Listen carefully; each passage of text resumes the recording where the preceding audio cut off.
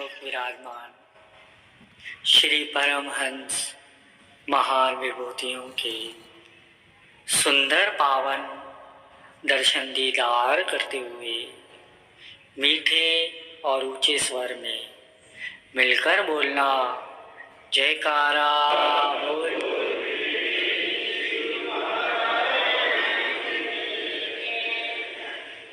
गुरुमुखों, हम गुरुमुखों के जीवन में श्री सद्गुरुदेव जी भगवान ने सेवा का विशेष स्थान बताया है और ये सेवा का सौभाग्य हम गुरुमुखों को प्रदान करके हमको सच्ची खुशी का भंडार खोल के दिया है। सच्चे मन से और निष्काम भाव से की हुई सेवा कभी भी व्यर्थ नहीं जाती। एक बार वाणी में भी कथन आया है कि वृंदावन में एक गरीब ब्राह्मण रहता था। वह बिहारी जी से असीम प्यार करता था। वह बिहारी जी का इतना दीवाना था कि सुबह शाम जब तक वह मंदिर न जाए उसे किसी भी काम में उसका मन नहीं लगता था। मंदिर में गुरु को वीडियो लाइक करना, सब्सक्राइब करना प्लीज। ये सत्संग बहुत ध्यान से सुनना। जब भी लंगर भंडारा होता तो वो प्रमुख रूप से भाग जरूर लेता था और बड़े ही हितचित से सेवा करता था।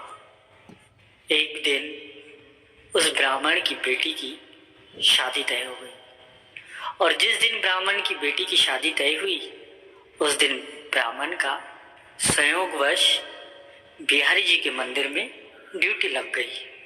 अब ब्राह्मण बेचारा परेशान हो गया कि वह करे तो क्या करें, बेटी की शादी भी जरूरी है और बिहारी जी की आज्ञा भी ठुकरा नहीं सकता। ब्राह्मण ने सोचा कि अगर यह बात वो अपनी पत्नी को बताएगा तो उसकी पत्नी नाराज हो जाएंगी। वह कहेंगी कोई क्या अपनी बेटी की शादी छोड़ता है, बावली हो गए हो तुम। एक दिन अगर तुम भंडारे में नहीं जाओगे तो भंडारा क्या रुक जाएगा, कोई और संभाल लेगा, लेकिन बेटी की शादी दोबारा तो नहीं होगी ना। यह सोचकर बेचारा परेशान होता हुआ चुपचाप बैठ गया। वह जानता था कि कुछ भी हो जाएगा लेकिन उसकी पत्नी उसे भंडारे में नहीं जाने देंगी, लेकिन उसका मन नहीं मान रहा था। वो अपने बिहारी जी से नजरें भी नहीं चुरा सकता था। अब उसने जिस दिन बेटी की शादी थी उस दिन अपने घर में बिना बताए चुपचाप घर से निकल गया और समय से पहले ही मंदिर पहुंच गया।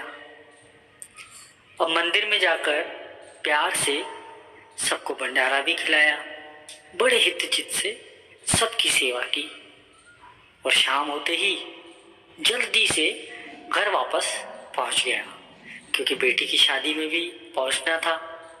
लेकिन ब्राह्मण को पहुंचते पहुंचते देर हो चुकी थी और उसकी बेटी की विदाई भी हो चुकी थी।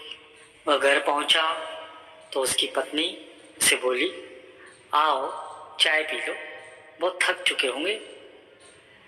सोचने लगा घर वाले कोई भी उसे डांट नहीं रहे और ना ही परिवार के कोई भी सदस्य उससे कोई सवाल जवाब कर रहा है। बेटी की शादी में भी नहीं था और पत्नी उसको कुछ भी नहीं बोल रही है। ब्राह्मण बड़ा हैरान हो गया। चलो आगे देखते हैं क्या होता है, यही सोचकर चाय पीने लगा। ब्राह्मण ने सोचा कि छोड़ो, जो हो गया सो हो गया, सब प्रभु की इच्छा है। पत्नी अगर प्यार से बात कर रही है तो इससे अच्छी बात और क्या हो सकती है। गुरुमुखों, ये जो वृंदावन का प्रसंग है ना, ये ज़्यादा पुराना नहीं है, ये 18 से 20 साल पहले का ही है। अब कुछ दिनों के बाद बेटी की शादी जो हुई तो उसमें जो फोटोग्राफी हुई थी तो फोटोग्राफर शादी का एल्बम घर पर दे गया। ब्राह्मण सोचा कि इस शादी में तो शरीक हुआ नहीं था, चलो फोटो देख लेता हूँ कि बेटी की शादी कैसी हुई थी। जैसे जैसे फोटो देखते गया, उसके आश्चर्य का ठिकाना ही नहीं रहा। हर फोटो में वो खुद को वहाँ उपस्थित दिख रहा था, जो शादी में था ही नहीं। वो तो मंदिर में बैठा बिहारी जी के भंडारे की सेवा कर रहा था। वो इस शादी में था ही नहीं, तो ये फोटो में आया कहाँ से? यहाँ तक के तो ठीक है, वो तो अपनी बेटी का कन्यादान करते हुए दिख रहा था। अब तो ब्राह्मण समझ गया कि इसके पीछे कौन है। वह फूट फूट कर रोने लगा और बिहारी जी के मन ही मन याद करने लगा और मन में कहने लगा, प्रभु कैसी ये तेरी लीला है। उसी समय वो भागता मंदिर गया और मंदिर में जाकर श्री के चरणों में खूब रोया और बिहारी जी से कहने लगा, चाहे कुछ भी हो जाए प्रभु, अब मैं तुम्हारी सेवा हमेशा करते रहूँगा। और वो बिहारी जी के चरणों में फूट फूट कर रोने लगा। गुरुमुखों, जो भी मनुष्य सच्चे मन से भगवान की भक्ति करता है और उसकी हित चित्त से सेवा करता है, भगवान उसे कभी भी अकेला नहीं छोड़ते, हमेशा उसके साथ खड़े रहते हैं। ग्रंथों में ऐसे कई प्रसंग और ऐसे कई प्रमाण हैं जो भगवान ने समय समय पर अपने भक्तों का हर काम को पूरा किया है। भगवान ने कभी अपने भक्त को अकेला नहीं छोड़ा है। गुरुमुखों, हमें भी अपने श्री गुरु महाराज जी की हित चित्त से निष्काम भाव से सेवा करनी चाहिए। हमारे प्रातः स्मरणीय जगत वंदनीय सद्गुरुदाता दीन दयाल जी, श्री तृतीय पातशाही गुरु महाराज जी ने सेवा पर बहुत ही जोर दिया है। उन्होंने उस समय सेवा ही सेवा के भंडार खोल दिए थे।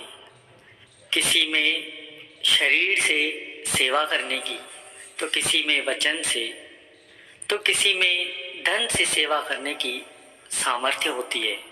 कोई जैसी भी सेवा करे, संत महापुरुषों की दृष्टि में सब एक समान है तथा उसी में ही भगवान की प्रसन्नता है।